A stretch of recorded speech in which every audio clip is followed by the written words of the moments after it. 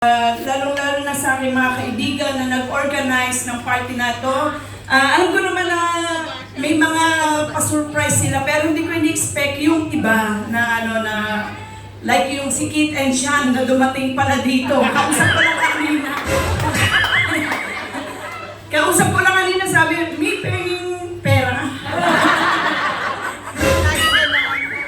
Okay.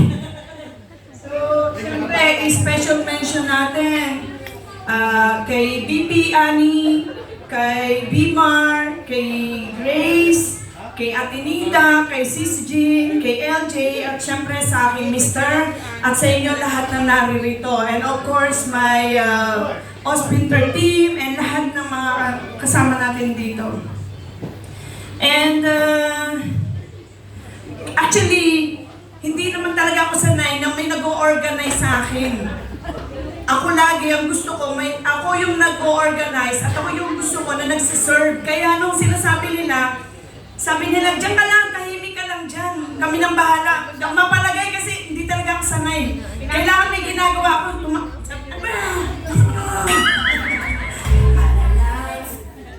Okay. And maraming salamat po sa mga nag-greet sa akin, yung mga nasa malayong lugar, yung mga old friends ko, sa aking pamilya, sa inang ko, sa mga kapatid ko, sa aking mga anak, sa kay Ruben, tsaka sa aking mister. Sabi ko nga, I love you all. And yung totoo, wala talaga akong balak mag-celebrate ng aking 50th birthday kasi yun nga, kung sinabi ko kanina, hindi naman ako sanay na may nag-o-organize sa akin. And actually, naisip ko, marami pala akong dapat ipagpasalamat at i-consider. So una na doon yung hindi naman ako nakapag-debut. Wala akong party kasi wala naman kaming pera. Kahit isang tuka lang kami. And pangalawa, 50 years na pala ako. 50 years old na pala ako. So dapat baka di natin alam, who knows, di ba? Huwag naman putos, Lord. Nagjo-joke lang ako. And then pinasasalamatan ko rin kasi ang daming blessings na nangyari sa buhay namin. And yung mga greetings nyo kanina, lahat na yung pinakinggan ko po. And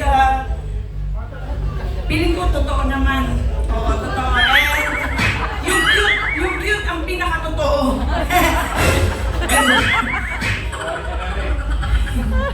Ayun po, and thank you sa inyo.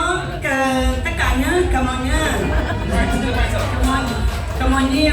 They are my team, QA team, and my boss already, Mr. Frank Divero. Okay, so thank you so much po, and sana nag-enjoy kayo sa mga food natin. Ako po nagluto niyo lahat. Tinuruan ko si Edge, tsaka si paring Joel.